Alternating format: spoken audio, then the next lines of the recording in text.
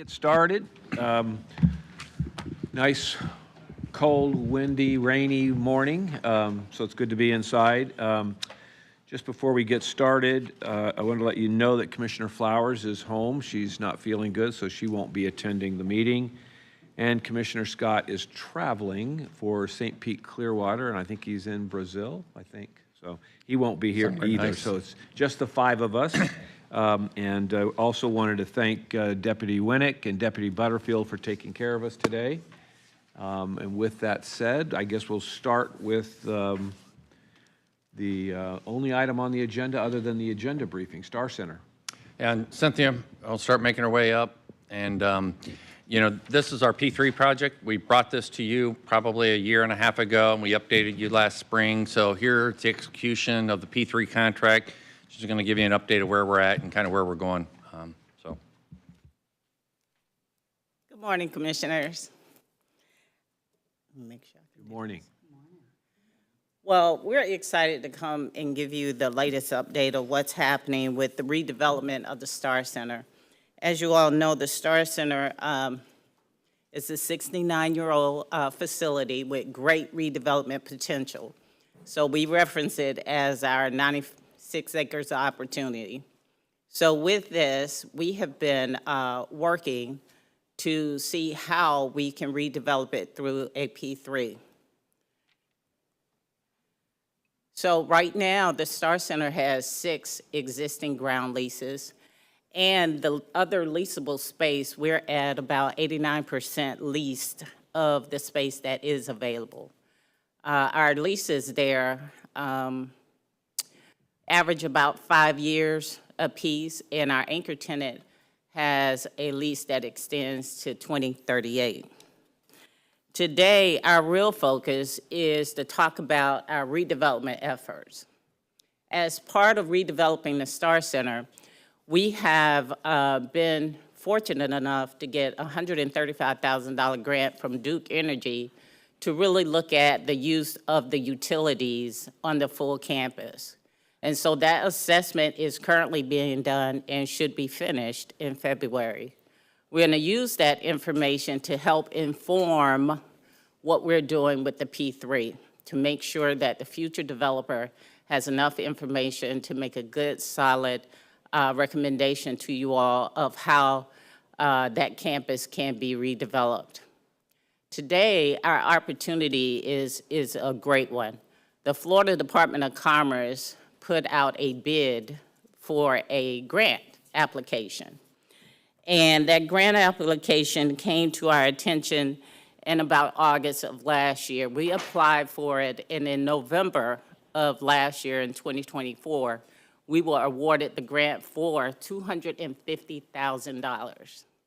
This grant will help us really define what a P3 developer would need to have in order to come to redevelop our location. And so what we are asking this morning is, one, that you all look at look at the Florida Department of Commerce's grant that they have awarded to us, allow us to accept that grant. If we're allowed to accept that grant, what we're going to do with that money is we're going to hire a real estate development company that is currently on the state bid list. It's JLL. And we want them to, one, provide us a detailed analysis, a full market analysis of the campus, provide us some recommendation for the transaction structure, also provide us a detailed financial structure of how we should move forward to make it the best economic development opportunity for our citizens, and then bring those recommendations back to the board. Once we are able to bring that information back, the real estate consultant is really going to develop the RFP.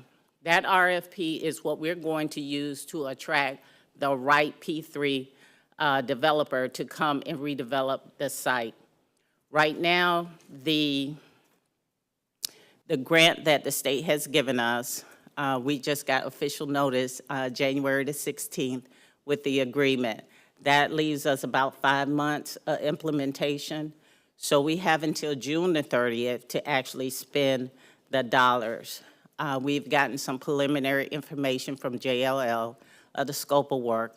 We feel fully confident that if allowed to spend those dollars, we will definitely be able to get to a completed RFP that then we will use to go out and seek a P3 developer for the Star Center.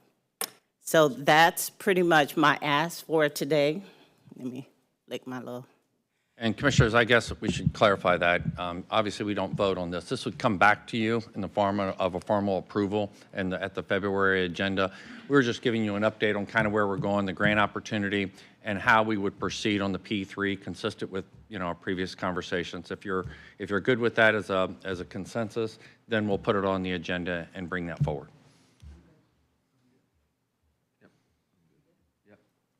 All right. Okay. All righty. Thank you so much. Well, that was quick. This will be a quick agenda.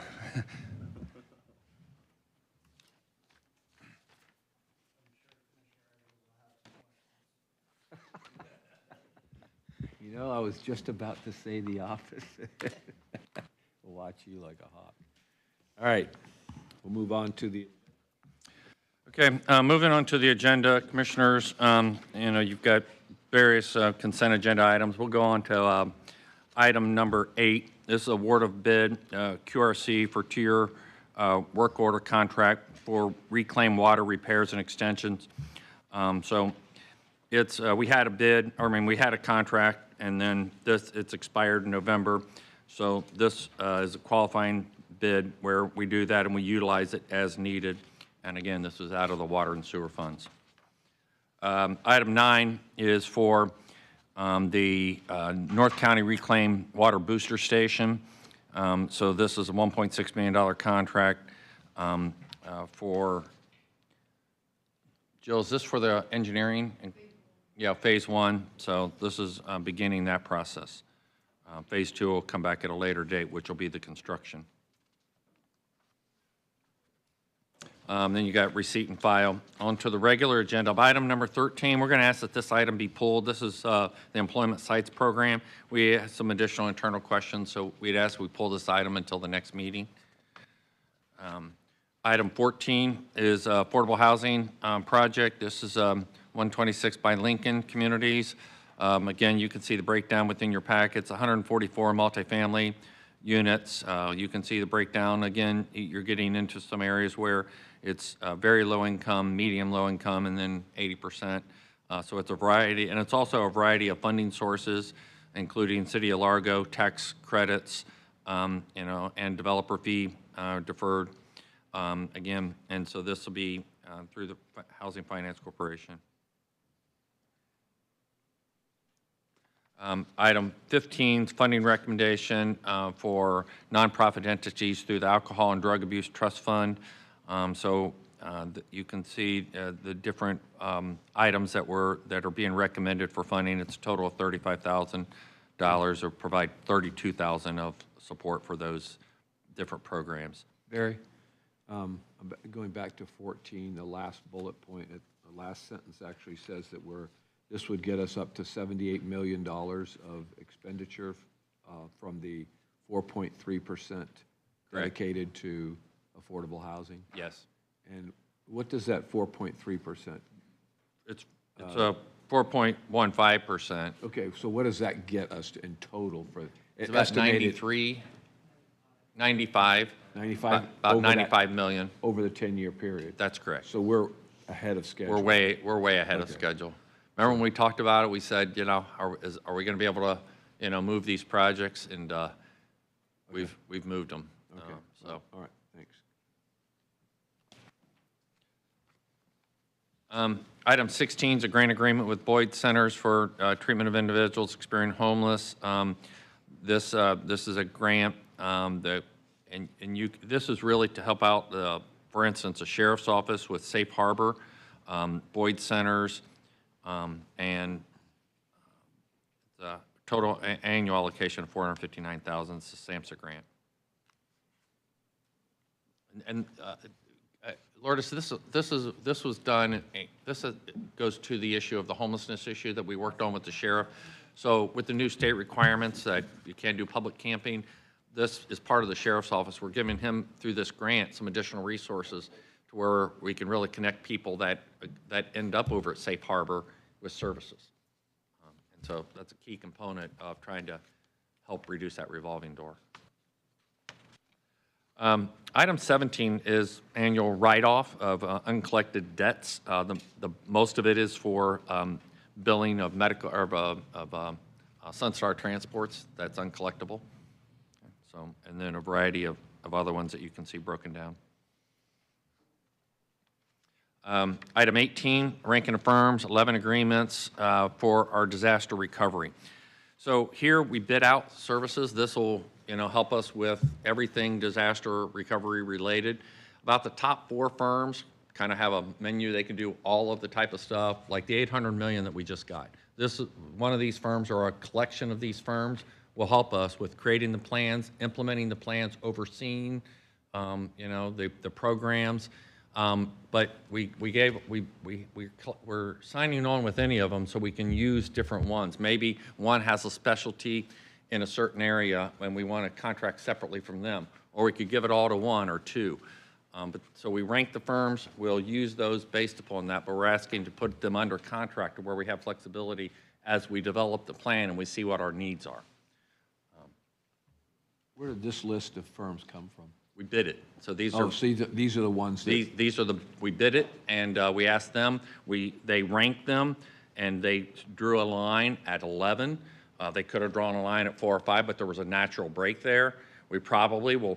Most of the contracting will be done by probably the top 4 or 5, but since we haven't defined the plan yet, we don't know what our needs are. So we wanted to have flexibility to be able to contract with any of the firms based upon these specialties. Do you know how many bid we actually had bid?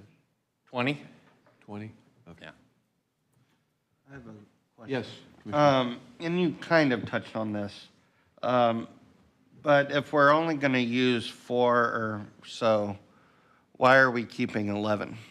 I asked that same question because we haven't created the plan yet. So there may be particular services that we need after we get into that maybe, person number 8 has a specialty in this one area. And so rather than asking this person to do it and that's not their strength, we would have the ability to then to break out a piece and say, okay, we can contract with this firm. And so I think you're likely to see the top ranked firms get the majority of work, but we didn't want to limit ourselves. Yes. Go ahead. How were they compensated? I didn't. This will all come out of the 800 million. 2%, 1%? Depends on what we ask them to do.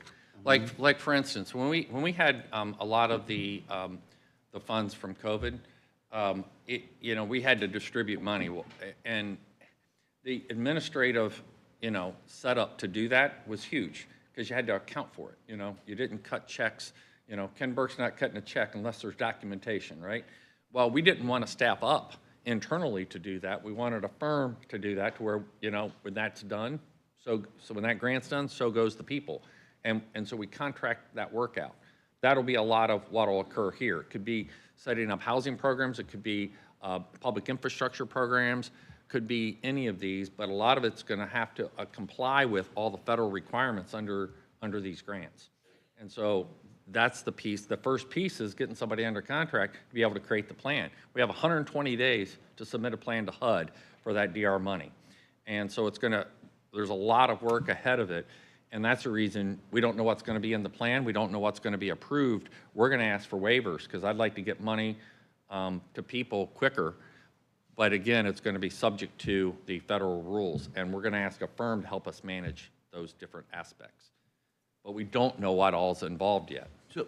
So with the proposals that we're looking at, they're based on, their proposals are based on, I don't know how they get compensated. Well, so they have compensation methods in here. They're going to submit a proposal. We're going to see how much it is. We're going to determine whether we contract with them or we go to somebody else. So it gives us a lot of flexibility, but it's going to be based upon the task at hand at that time. Okay. And that's the reason we bid it, is because they have those proposals within the bids. So then we can determine, both from a qualitative standpoint, and all the top 4 have responded to every major hurricane that's been out there, and they've set up these programs. They've dealt with HUD, they've dealt with, but there may be something that, we haven't, that we propose, that we get a waiver for, that may be specialty areas. So we may not want to give it to just one firm. We may, and that's part of the unknown. But the biggest thing is we have to act quickly, so we wanted the maximum flexibility to where we're not, we can act. Presumably, the plan itself will be reimbursed once, all of The plan itself, that's one of the first tasks is to get, when you approve this on Wednesday, we're going to be working on getting somebody working on that plan. Because once we have 120 days from when it's actually formally approved by HUD. So I think that's not officially been done yet. So we have a little bit more time, or has it? It has? Okay, so we got to act quickly. So, and that's part of the reason for that. We're going to move on that plan. We're going to propose things, but also bringing a firm on that helps us. We've already started with the plan, and we use the people we currently had under contract to help us with kind of outlining a general structure. But we're going to dig into types of programs, things that we want, and we're going to ask for waivers if it's not under the current plan. But those are the types of things we're going to have to work through with a firm. Okay. Anybody else? Okay, go ahead. Next is item number 19. This is a second amendment with Aptum. So we have them under contract to do all the environmental work for our coastal management, all of our beaches. Because of all the things that have happened, we've expended the money under that contract. We're asking for more money under that contract where, as we need them, we can use them. Go back to number 18. Yes. And I don't know if this falls under 18, but I've got some city mayors that want to talk to me about the FEMA funding, the disaster funding, and how the cities can, Correct. have we got a plan on how they're going to participate, what they need to plan, what they need to do? That's the reason we need a firm. We've got to come up with a plan that covers 23 cities. Okay, so when I talk to them, have I got some kind of answer other than, Wait, you can certainly do that, but we're going to have a plan to reach out to the communities. We're going to have a methodology to rank them, and I can't handle 23 people, going all over the place. I mean, we're going to have to manage the process to call for projects, call for programs, and then we're going to have an organized way of managing it. It Okay. can't be a free-for-all with and 23 cities. there's an outline so they can start planning on what those projects can be? We haven't even created that yet. We've got a general thing about a plan. We're not going to be having a call for projects anytime soon. We've got to get this plan done with HUD, and so we're going to have an organized way of managing a request for projects. Okay, and does HUD give us parameters about what even our plan has to, Yes. there's parameters. So those parameters, can we share the parameters with the cities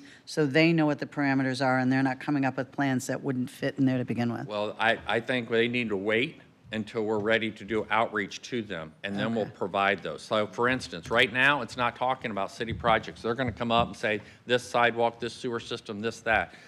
HUD guidelines are, so much of the money has to be low to moderate income.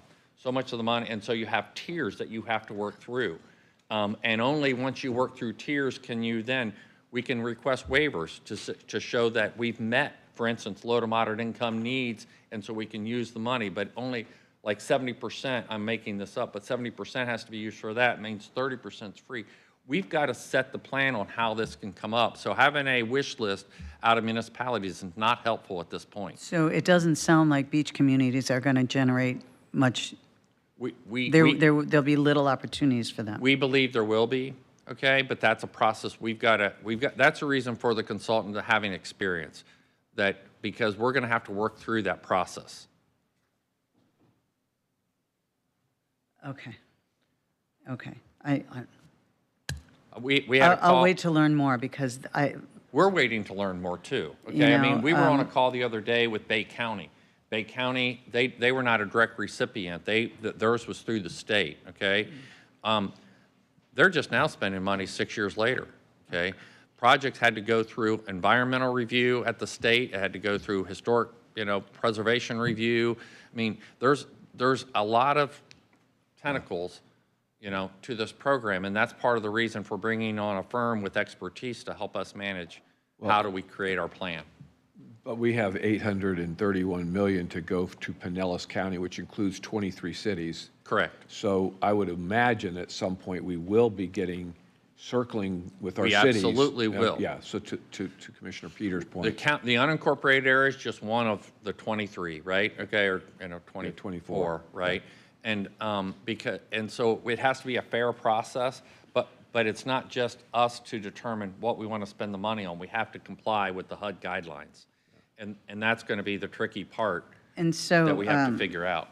so we're deciding, but we're not getting input from them? Oh, no, we are going to get input from Yes, them. that was just- But we have to have an organized process to get that input. Okay. So, Because- I agree with you. Yeah, I mean, they had to completely rebuild infrastructure. Yes. So, and even rebuilding that infrastructure isn't at the capacity that they needed. Correct. Okay. So, but if you think about it, managing 23 mayors, running to 7 different commissioners is not an organized process. We have to, and we'll work with you, we'll bring it back to you about the process we want to use that we're proposing to manage taking in requests. For instance, maybe outside of what they're thinking in terms of infrastructure, at your last meeting, you were frustrated because you have so many people that are displaced, right? And now they've got 2 mortgages. Well, is there a way for us to be able to get money in people's hands to where we can offset the cost where they're out of their house, especially people substantially damaged? They're not going to be, they got a mortgage, but they got somewhere else to live, and FEMA's not covering that. Is there a way of creating gap programs to help people as an immediate need? I only put that out there because I don't know if we can do that or not. But there's other things outside of the city's particular infrastructure needs we want to work through with the consultant to see if those are things that could be approved through a waiver. And I only put that out as an idea. That's the reason it's important to get the consultant We're on getting to board. be way too late on that one. I mean, just personally, I mean, I'm out 20 grand on rent, Yeah. and that doesn't include the mortgage I have to pay. But could that be as a reimbursement if you have documentation? I don't know the answer to that, but those are the types of things I think we should work with the consultant to see what is the need, and then what things can be approved or not. It is going to be a complicated process, for sure. Commissioner Latvala?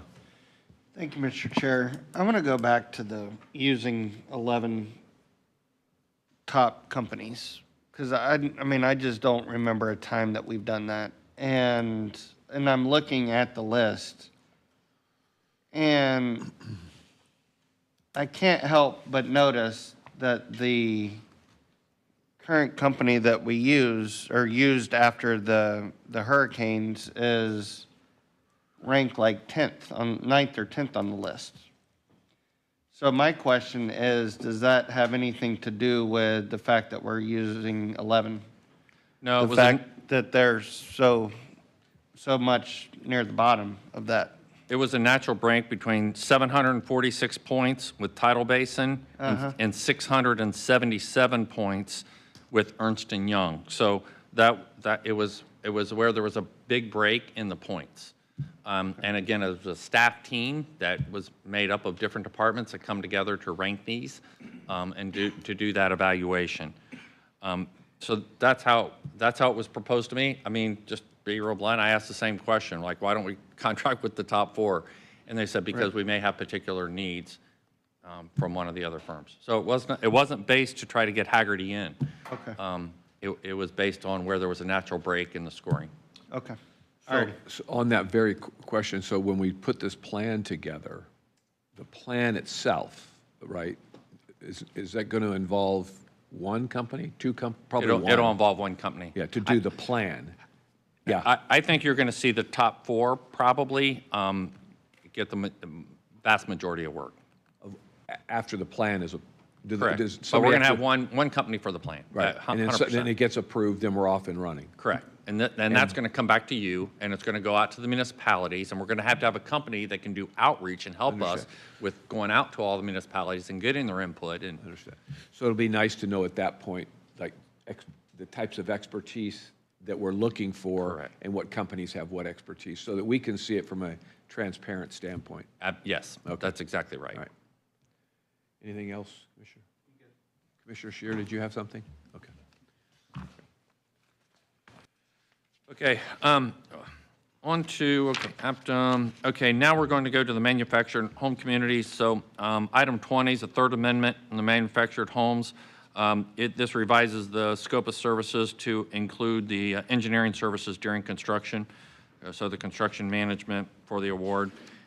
This is all paid for, obviously, by this is funded by the Restore Act funding. Let's see. I'm sure I'm missing something on that, but, huh? Yeah, there are like 3 different funding sources for all of them, but this is a construction management of that first one, and, okay. And then so this is the approval of the engineering, and then the next 3 are the actual contracts for the construction management. So the first piece is the funding, the next 3 are the construction management by phase, by firm. Okay. Well, you'll correct me if I'm wrong So on this. somebody just can refresh us on Tuesday what the original agreement was and what First and Second Amendment did, just. Give us well, Jeremy's here, so you've got the overall, we're contracting, or, So the first item on the agenda is the contract amendment with the Restore Act grant agency. with the grant. So that's providing a bucket of funds through the Restore Act to provide engineering services during construction for the 3 projects that are currently ongoing. And then Next- 21, 22, and 23 are project 1, 2, and 3. So that's assigning then the contractor that was selected to perform those services to those contracts. So while we're under construction, we have construction monitoring that needs to occur. Currently, we're doing that with staff. We receive grant funding so that we can bring in a consultant and free up staff to do their normal job instead of doing construction monitoring. And for our new commissioners, we're taking on where, probably our biggest need is we have these mobile home communities that are sending us, they're connected to our sewer system, but they're sending us rainwater because they're not effectively managed. Part of our thing to tighten up our system is we're taking over and putting in and then managing a tight wastewater system in those mobile home parks. So Jeremy, when you're talking about engineering services after construction has begun, so usually we always think of our engineering services up front and construction after. So this is construction monitoring and engineering services during construction. And they're 2 separate tasks. So the construction monitoring is you're monitoring the contractors to verify that they're building it per our specifications. And you need an engineering person to certify that what's being built is the way that we want it built. And then you also need separate engineering services to certify, so the engineer of record that designed it say, yes, it was built the way I engineered it, and you sign that and you send that off to certify it, to place the system into operation. So it's 2 different services.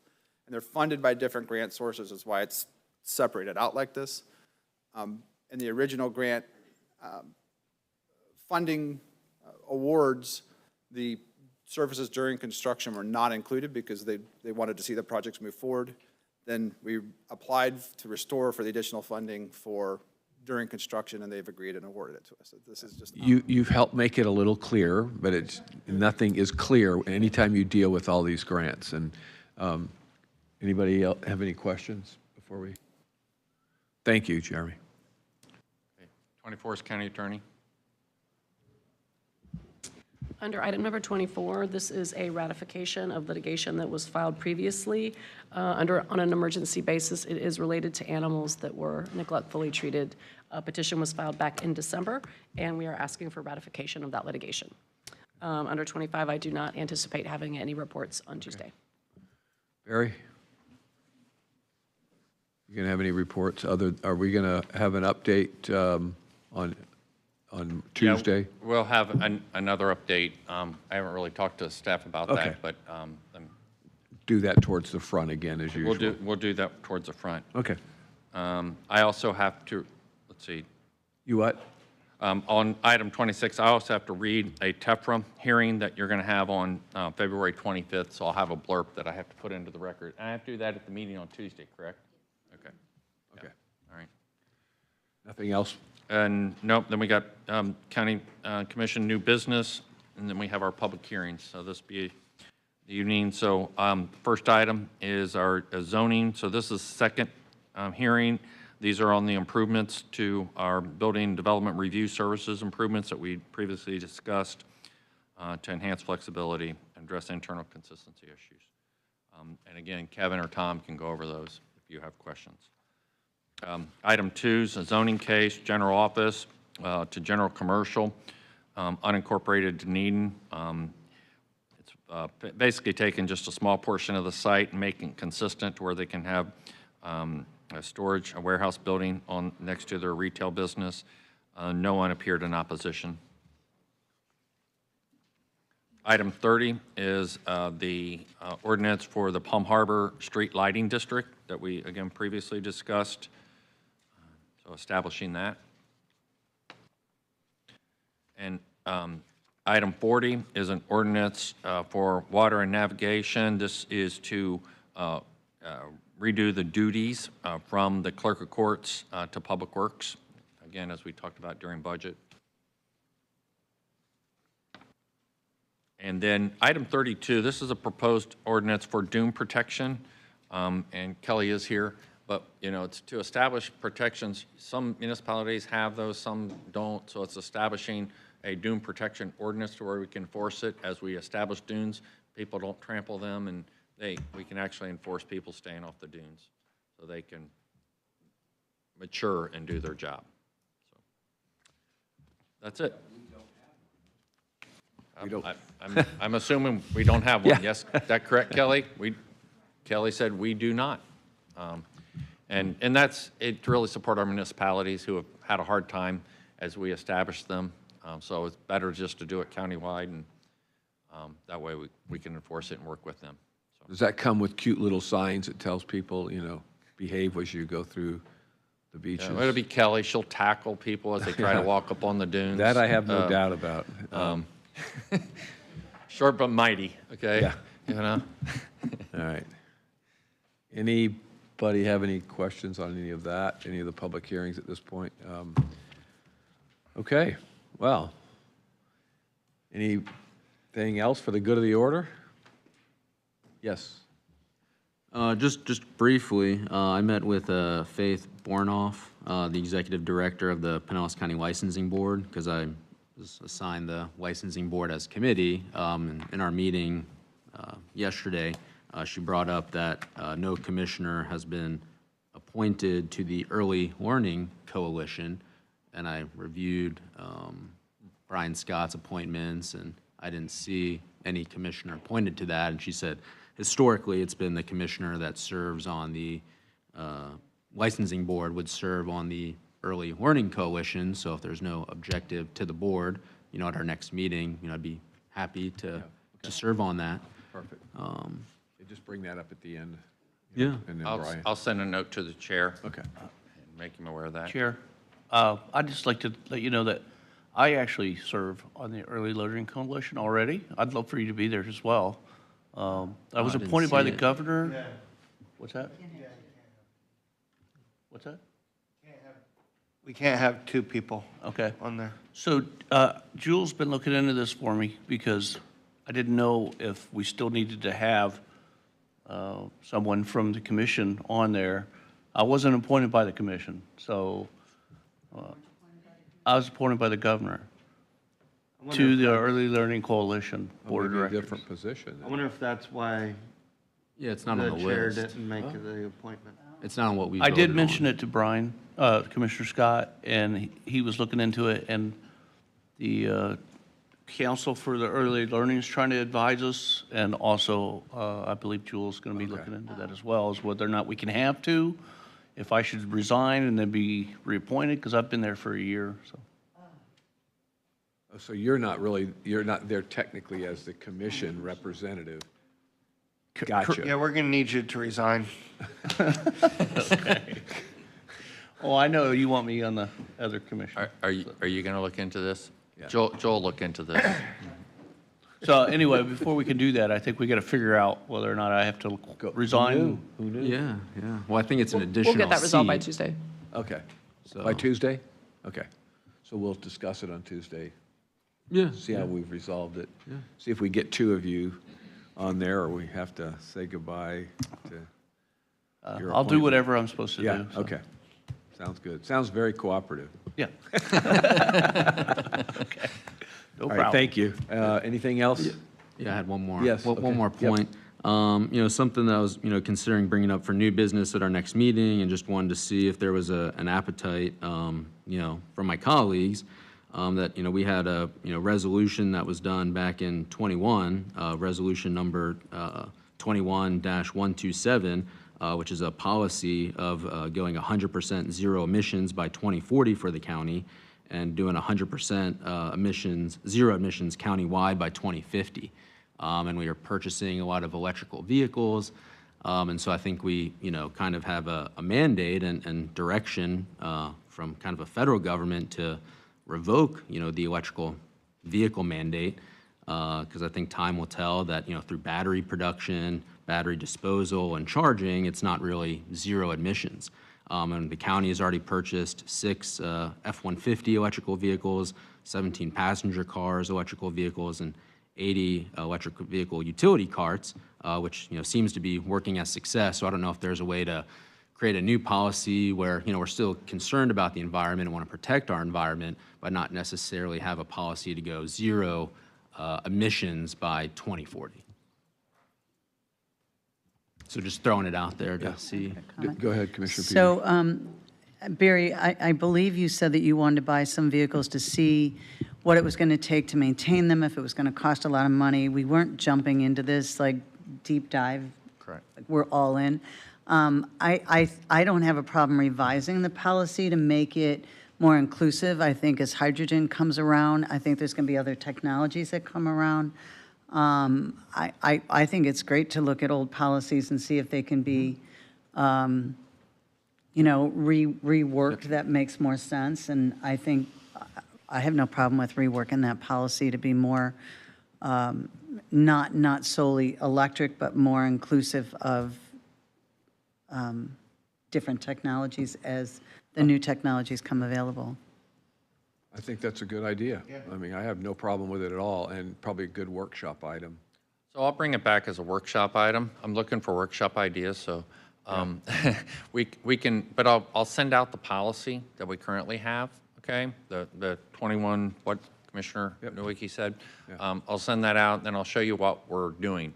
Because one of the things we've done is we've said we're cost effective, right? And so, for instance, but we also, and if you recall back, and this is really for just so we can, kind of begin it, we tried to say where's the industry going? So, yes, there was a policy from the commission at that time that really directed us to look at a 0% emissions.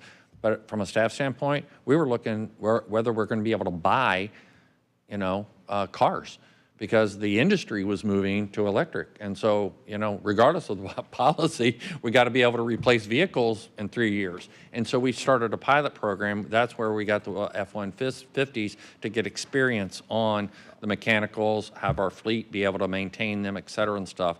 And that's the way we went about that. So we didn't go all in. And I can also kind of tell you where we're at with our carbon emission footprint and stuff since we jumped on to Duke's program that the commission approved, and we can kind of show you there too. That's fine. I think that's a good topic. And when we have our meeting next month, our strategic planning meeting, I'm assuming that we'll have a little board that talks about new things that we want to look at and things, I have no items. doubt commissioners will have a lot of ideas there. Yeah. Yeah. Did you And- still want to look at the mission statement again? I'll bring it back for a workshop. Oh, the Emission- the county mission, we I already did that. thought he said emissions.